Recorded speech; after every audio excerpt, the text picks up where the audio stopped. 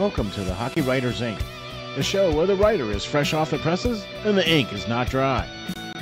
Relax, the keyboard is off and the press box is closed, but the mic is just getting warmed up. Join your host, Lance Green, the guardian of the blue paint turned writer, and your co-host, Ron, SteelFlyers, as we bring you all the latest on the Philadelphia Flyers.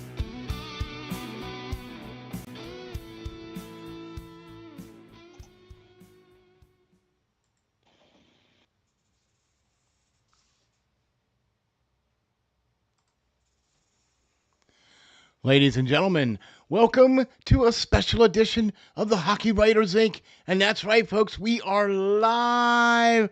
I'm your host, Ron, with your co-host, Lance Green. How you doing, buddy? All right, buddy. A big trade for the Flyers, a shakeup in the mix here. So I'm ready to dive right in and get talking about this. I tell you what, man. So am I. And I can't wait to see what's going on here with what we're talking about here. First of all, if you like what we do, please hit the like and subscribe, man. We really appreciate it. Can you hear us? Hopefully you can hear us. Let's see here. Can you go to the site and check it out? See if we can hear you. That would be like super groovy,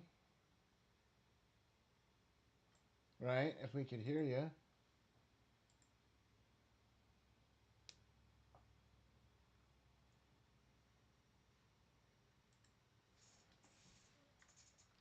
Welcome to the show. Yep, gotcha.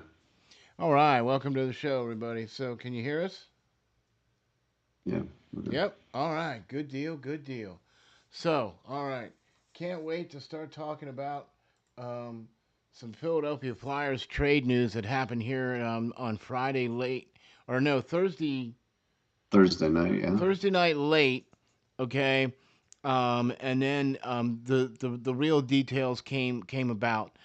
So that's what we're going to talk about here on the show here real quick. Just a live show here. We're just trying this out. We tried to do a show the other day. It didn't work out real well, so we hope we got the bugs worked out, and we're going to sit here and talk about the show or the trade that Danny Briere did here. And man, I'll tell you what, Lance, it's like he was reading your article. By the way, go to steelflyers.com/links/Hockey Writers Inc. to check out Lance's latest article.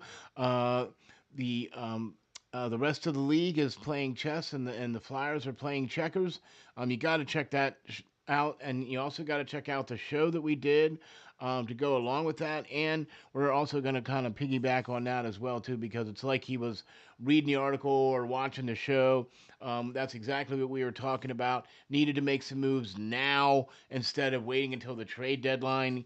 Carolina made moves. The New York Rangers made moves. You know what I mean? So, Lance, let's exactly what you talked about. Dive right into exactly who, what, where, when, and how things are flying. You know what I'm saying? By the way, Sure. if you like what we do, please hit the like and subscribe. Also, be sure to check out the boys over at Lowercase Blues. You got to go check them guys out, man. They got a great website, lowercaseblues.net. Check them out. They got dates on their site. They got all kinds of swag on there. Little videos. You can hear what they're doing. Plus, you can also, hear what they do here at the beginning of our show. So, thanks to Jake and the boys for giving us the great music here that you guys get to listen to while we're talking, in the intro. So, and be sure to check them out here. They got dates on the site and swag and videos and everything. So, be sure to check them out. So, Lance, here we go, man. I want to talk about exactly what the trade was and Yep. what was going on here with who left the Philadelphia Flyers. Yep. So who left? I got to tell you, I'm kind of happy in this. Morgan Frost, not one of my favorite players. 25 years old. He was drafted in 2017, 27th overall, played in parts of 6 seasons with the Flyers, but really was just not living up to his potential and what they thought they were getting when they drafted him. Or what he But should have been, or or whatever. what he should have been, or what everybody else out there had put him up on this pedestal that he could never live up to. And I don't know why. Maybe it's because the Nolan Patrick thing, him being a bust and getting injured and all that stuff. And we didn't really have too much else. So this season, over 49 games, he scored 11 goals, 14 assists for 25 points. He was a minus 11. He was a career minus 33 player. Never really had any big numbers, anything like that. Had a contract, though, that he was paid $2.1 million and was going to be a restricted free agent at the season's end. That's pretty important. He was not a Danny Briere guy, Keep right? that little thought in mind. Right? He was not a Danny Briere guy. So he's been in Torts' doghouse, in and out of the lineup, and everything else, and just never really seemed to fit in. And although he was a good team guy, whatever like that, a lot of guys liked him. Just you know, needed a new change. Definitely on the Flyers' perspective, new blood in there, and for him as well, right?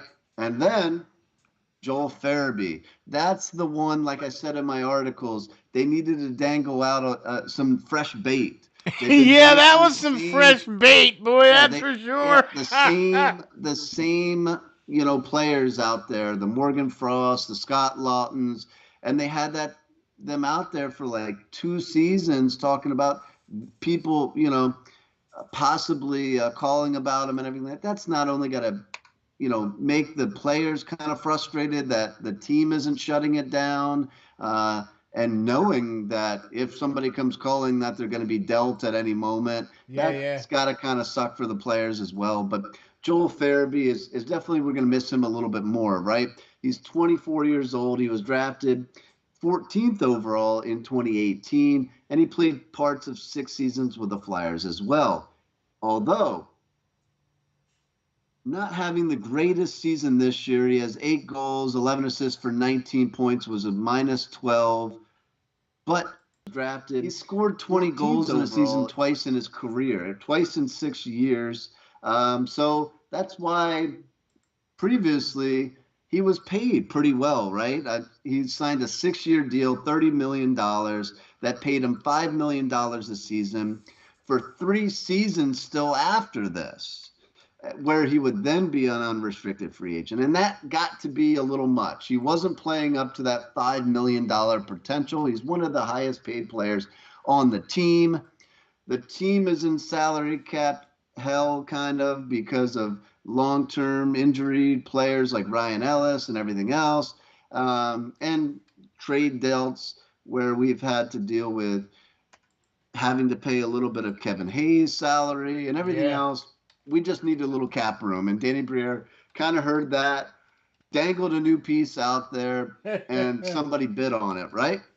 So with just these two guys alone, if there's nothing else that we get out of this trade, the Flyers did not have to retain any salary. So that's That giving is them key. That is that very is key key, to right? this. Yeah. That is key because everybody obtaining players at this time of year look for that team that's trading them to pay a portion of their salary so they're not so costly. But the Flyers managed to do a deal without having to do that. So total cap savings for next season and beyond are $7.1 million. That extra that they're going to have to go out and be able to spend on their own restricted free agents, new unrestricted free agents to be brought in as well. So, Steve, what do you think about that? I mean, that's two pieces that've been with the team for quite some time, but I think it was needed. It was long overdue. I'm sorry, I'm trying to post out the show here. Yeah. It's long overdue. Look, how many more chances is Frost going to get? How many more top line minutes is he going to try to garner? And he was playing with Mitchkov. He was playing with Couturier. He was playing with Voracek. He Tippett. was playing Yeah. with Giroux. He was playing with Tippett. He was playing with, and it just never clicked with anybody. I Mm-hmm. mean, he was kind of sort of. getting there with a little bit in Forrester and a little bit there with Konechny, and then, but not enough. Not to the tune of being a negative 33 player lifetime and playing less than 300 games. I'm I, not for that kind of money and not for where he was drafted and the expectations of where he was supposed to be. That's just not the way it's going to happen. You know what I'm saying? So, Yeah, yeah. So let's talk about the return here, guys. The well, return. All I right. also really want to say something else too. Sure. Joe Farabee, we thought was one of those good players, one of those players that we really felt was, a good locker room guy. He was a good team player. Look, he did exactly what the team wanted him to do. He stuck around, put on the extra 15, 17 pounds, got 20 goals in two of the last two seasons, was kind of on pace to kind of do the same thing this year ish, kind of,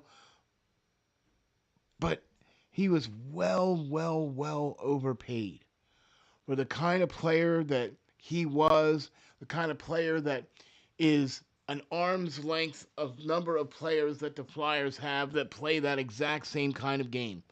We need more physicality, as we saw in the New Jersey Devils and the New York Islanders game. We were just completely, utterly out physicaled all day long. Up front, on the back end, and in front of the net. Okay? Those two games. Look, you need to win those games, okay, in order to get where you need to go. Okay? So I like what you already said in your article, Lance. Anybody other than the name Mitchkov is on the docket, on the Should list. be. Yeah. Let's go. What? What? Yeah. What are you doing? What are you doing? So yeah. So in return here, guys, the Flyers breaking down what they got back is a 28-year-old Russian-born left winger named Andrei Kuzmenko, Yeah. who is 5'11 and 194 pounds. And if you watch this guy play, I think he plays a much bigger game. He looks much bigger than 5'11 out there. I think the measurements are a little wrong because this guy is a solid player. He can skate the puck up the ice. He can dip and dangle a little bit. He's okay He's with got a little big net. snot to him, a little juice. He does. And he's got that net front presence. He'll stand around that net. He'll get beaten around, bodied around a little bit to get that redirection or that deflection. And I think that's what the Flyers need a little bit, right?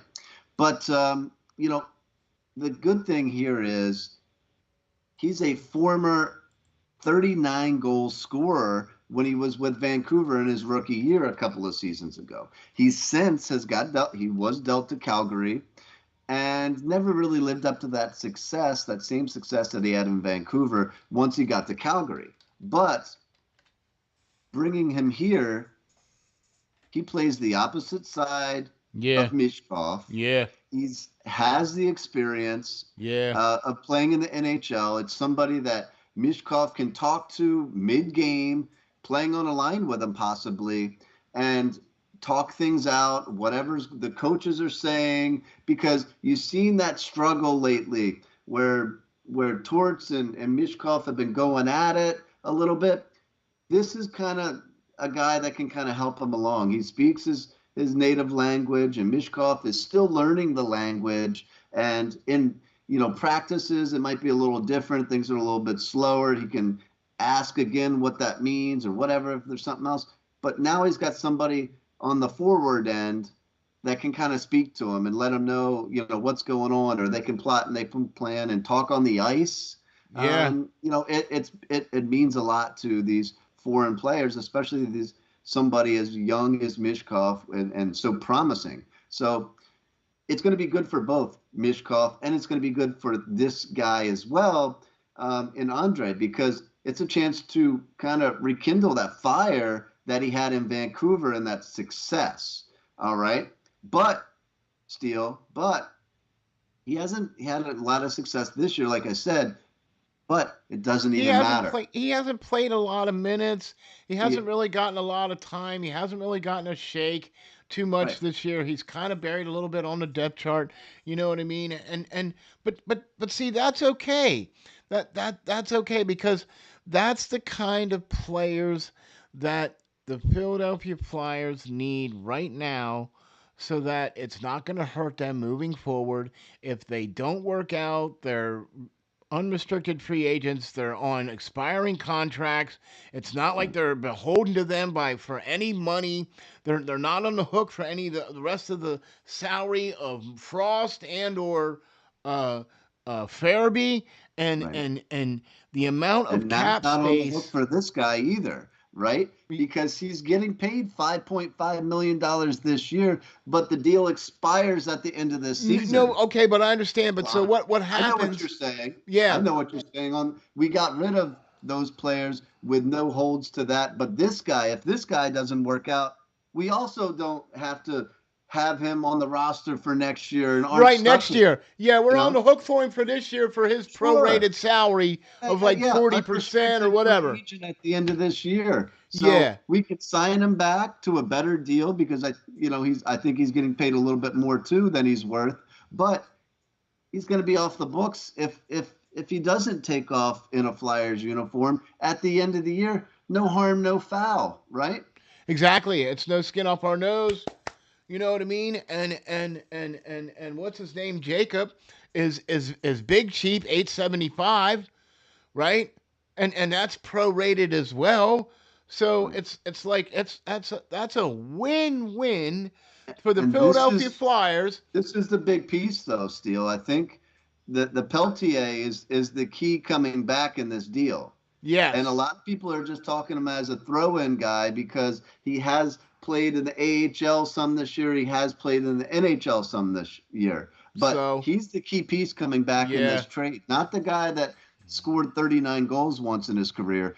They like Peltier. I think this is a guy that they had on their roster or on their big board come draft day back in 2019 when he was selected in the first round. Now he's 23. He plays wing predominantly, but he has played center before. He's 5 foot 11, 181 pounds, so he's not small by any means, but he's a big He shot. plays He's a got a bigger lot game of though. offensive talent. Yeah. He's got great vision. He's got good forechecking ability. He's a great back checker, plays Yeah. 200-foot game. And his coach came out and said that, man, that one kind of hurt because he's a leader in both the locker room and on the ice. As young as he is, he shows great leadership qualities, which a rebuilding team like the Flyers need.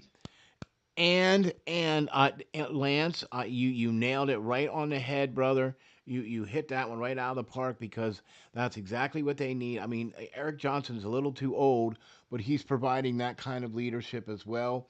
Do you know what I mean? But they need somebody a little younger that This can is the do youth moving forward, you know. right. This is what we got as somebody that can be a leader, 5 years from now, in this hopefully if he sticks around. Hey, And whatever. if he doesn't, like Steele said, he's getting paid $800,000 for this year, and at the end of the year, he's a restricted free agent. We can sign him back to play in the Phantoms, or Oh we yeah, can that wouldn't let be him bad. walk, Yeah, whatever, right? And that's the great thing about this we too. retain his So rights. we get a little bit longer if teams wait for that trade deadline, like we said. So many teams have done in the past, but it's teams are getting smarter. They're seeing what they need now and going to get it. And thankfully, the Flyers are noticing this and shipped out a couple players that they knew they did not really want here any longer.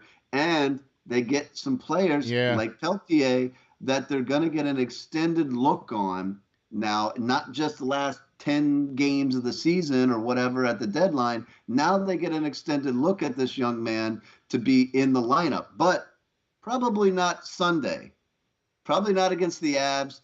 They're having a little trouble reportedly getting work visas to come down here and play in the States. So they might not make Sunday. Sunday's game against the Avs. I don't know. So it's fingers crossed they get down there. Okay. But man, I was looking forward to it and had it recorded everything like that on my TV just in Right. case it Yeah, was just in time case. for first Okay. puck drop. But Steele, I think we got some decent players in this return. It's not But quite the return that I said in my article that they should go after. yeah, If you read that, but they got rid of $7.1 million. and cat That's the big piece and in this. and they got a another second round draft pick for the 2025 this coming draft. They got another Yes, second rounder. Um, and if it's the Calgary second rounder, or is it just I think it is. I think it's Calgary's second round. okay? So 3 first and 4 second round picks now, guys, in Yeah, the 2025 draft. They also got a consolation 2028 seventh round pick at the tail end of this deal. That's cool, but we're focused on this next draft and rebuilding this team. 3 first round picks, 4 second round picks. They're going to have that flexibility to move up and down in the draft if they want. But I'm saying let's move up. That's a whole draft show. That's a whole nother thing. We're just trying to bring you some information here and to get an in-depth, more look at what this trade is bringing back player-wise, as well as what it means to the team. yeah.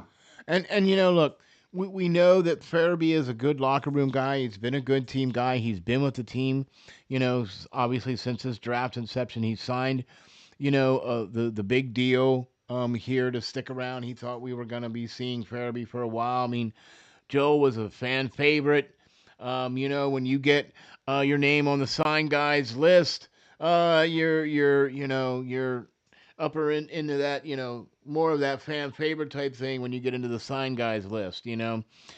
So it's one of those things, but it's like we've said, it's like you've written about, it's like we've talked about on the show before. He was not playing up to his contract level, and I that's the think he's shame of it. inconsistent. Yeah, I And think that, he was inconsistent still. yeah, Some games he would disappear. yeah, He would disappear for a couple of games and then he'd show up and have 2 or 3 points in one game. yeah, Like if we're paying somebody that much, I think there needs to be some consistency in that game. You exactly, can't be making $5 million a season and not show up for half the games. You're there exactly. physically, but nobody noticed you. You're not doing anything in the game to be noticed. You're not getting on the score sheet. You need to do a little bit more when you're the third or fourth highest paid player on And the team. and what I'm liking about with Peltier and Kuzmetsko or Kuzmenko is these guys have the ability to now potentially be on the power play or on the penalty kill. And that's kind of where I'm thinking of where we're going to see more of Kuzmenko is on the penalty kill with his 200-foot style of game, playing like the way Torts likes. You know what I mean? He might be more of a penalty killer as well too. So there's a lot more implications of where these players could fit in, like right now. You Yeah. know what I mean? Without having to send them down to the Phantoms or anything else like that. So um, and then that would also, I think, help to solidify the Phantoms a little bit. Because there's been a lot of call ups and a lot of back and forth with a lot of guys coming up, especially with some of the injuries, with Tippett now out, with Paling out, and some of the call ups that's been going on. That would help to solidify the Phantoms and keep those guys down there with the Phantoms and help keep them rolling because man, they've been playing really well.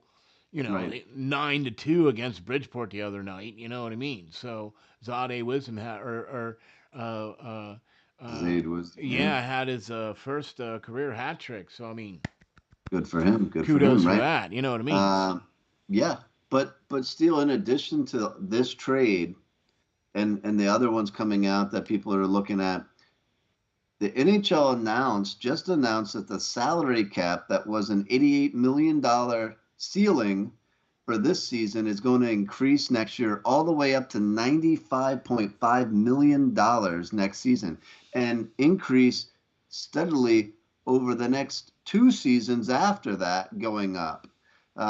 So that is huge, because Exactly. not only did the Flyers just, gain that $7 million back for this upcoming offseason, but it now, putting all those numbers together, leaves the Flyers with $25 million plus, in salary cap, before they even put Ryan Ellis back on long-term injury reserve, because that guy's contract's I know, so another many two more more years years. long.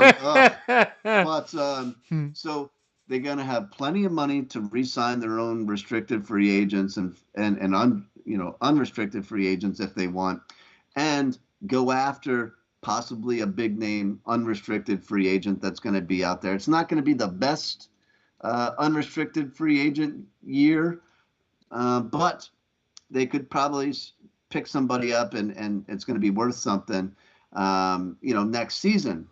So that's good. And Well, but I think what they really are trying to, and this is what it seems like to me, Lance. mhm. Correct me if I'm wrong, and I'm sorry, I didn't mean to interrupt you, but No, you're I, I, good. I, I wanted to get this out here, but it seems like he's building a lot of draft capital so that we can potentially pick one of those handful of special players that's going to be available in this upcoming draft, and could potentially be setting us up for next year's draft, as well, because you could potentially use those picks to trade to get the same for next year as well. I mean, you understand what I'm saying? He's got a lot of capital, and now there's a lot of cap space, and that's what I think. Maybe that's what they're trying. I hope that's what they're trying to do, because let's face it, if you're rebuilding and you're trying to build through the draft, and you're Mhm. building up all this draft capital like we've seen Sakic do, like we've seen Eiserman do, like we've seen all the great, GMs over the last 10 years do to build teams, all of the Kraken, all of the Vegas, all of Detroit coming, you know what I mean, blah, blah, blah, all of Colorado. I mean, you got to look at these kinds of things to do for the team. Yeah, I mean, there's going to be plenty of options here what to do. Hopefully, they want to move up in the draft and combine some of those draft picks, not use all of them, but maybe use them to advance back up into the top five, because right now they're looking sit at like eighth or ninth right now. With those two players being gone from the team now, even if our team, as moving forward, struggles, what does that mean? That means they could potentially get a top five pick out of their own pick, Yeah. let alone have two other picks that they can combine in the first to move up again, or add some of those second round picks to move up back into the top 10 to select a player that is going to be a game changing type player. So there's any number of possibilities that they can do here. They're going to have more cap space. They got more draft picks coming.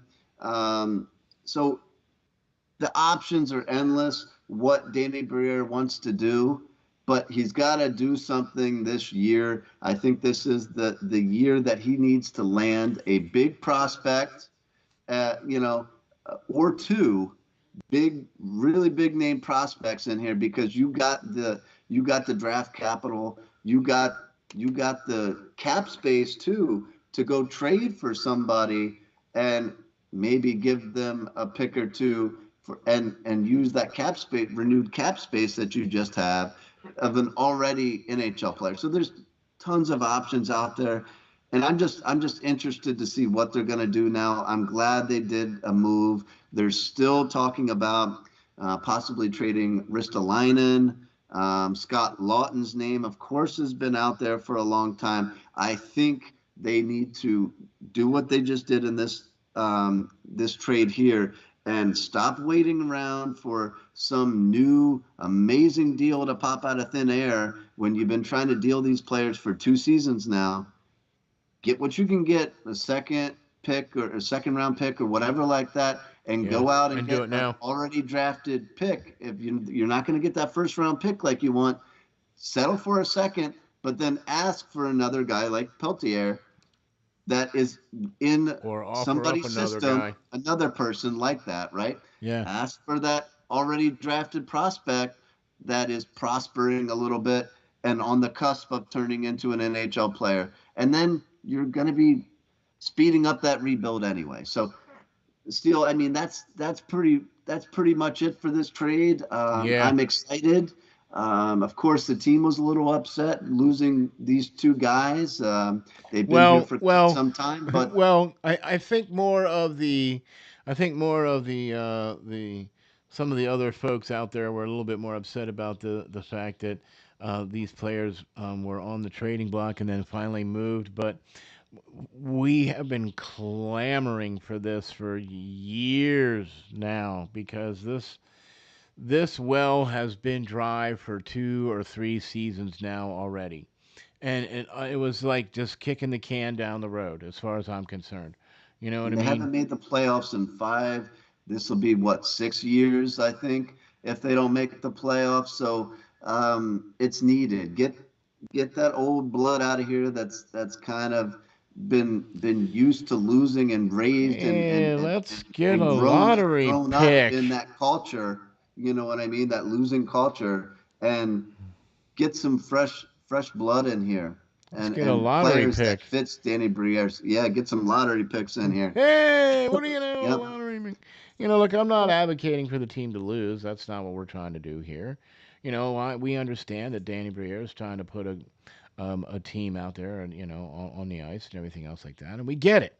Okay, and that's not what we're talking about. We're not talking about tanking or anything else like that, and we're not expecting that or anticipating that.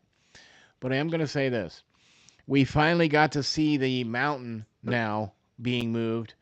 We've seen some of the molehills being moved. Now we're seeing some of the mountains being moved. This was long overdue. If you didn't know that, then maybe you're watching a different team. I guess maybe I don't know, but Take off those rose-colored sunglasses, there, guys.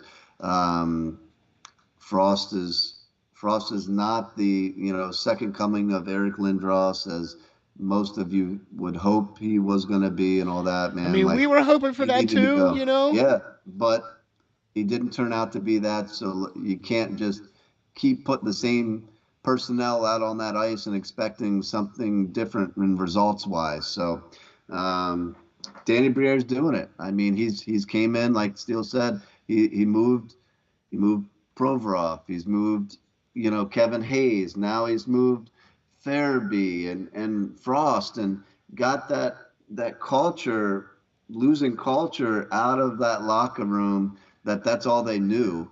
And I think it's going to be good for both them and the Flyers, moving on from them, Yeah, to try to get better prospects in, better players all that day are long. going to be able to live up to the hype of where they are going to be drafted, Exactly. and And help out players like Mishkov, that I was is the just gonna say future of this team. potentially, yep, Yeah. potentially helping out players that are currently on the team right now, and potentially building for players that are going to be on the team potentially next year and in the year after that. Because we're looking forward to Jet Lachenko, we're looking forward to the Bonks, we're looking forward to the Barcades, Yep. coming in the next season or two. You know what I'm saying? So all right. Well, I tell you what, man.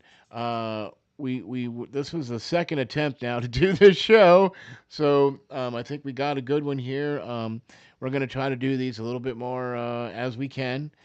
Thank you all for tuning in and checking us out, Lance. Thank you for your great article, man, because it exactly poignantly spoke to exactly what needed to happen, and exactly that's what happened. It was like you're the savant, like you said. Okay, this is what the Flyers needed to do, and then boop, hey, look at that, they did it. You know what I mean?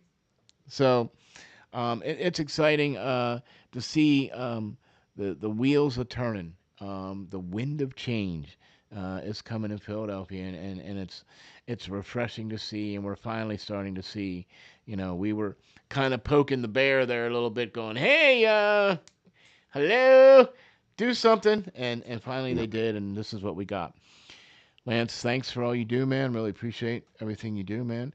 You got to go check him out on X at Lance Green 39. Also check him out on Instagram. Also check him out on Facebook. Check out all the great stuff there on Facebook. Thanks to all the groups for allowing us to post out all the shows and everything. Appreciate that. Check us out on Facebook. Also check us out on YouTube, the SteelFlyers All Sports Network, and you can also check us out at steelflyers.com. Be looking forward to a couple of new announcements coming up here real soon too about some potential good news. Hopefully, fingers crossed. So hopefully some good news, right, coming out for some interesting stuff here for the show and the channel and the whole 9 yards. And so also, be looking forward to more great shorts coming out from our main man, Frame. Thank you very much, man, for all the great work that you do. Thanks to Spreaker for all of your help. And thanks to Jake and the boys at Lowercase Blues for your great music. And thank you, Lance. Appreciate it, buddy. We'll catch you guys all in the next episode of the Hockey Writers, Inc.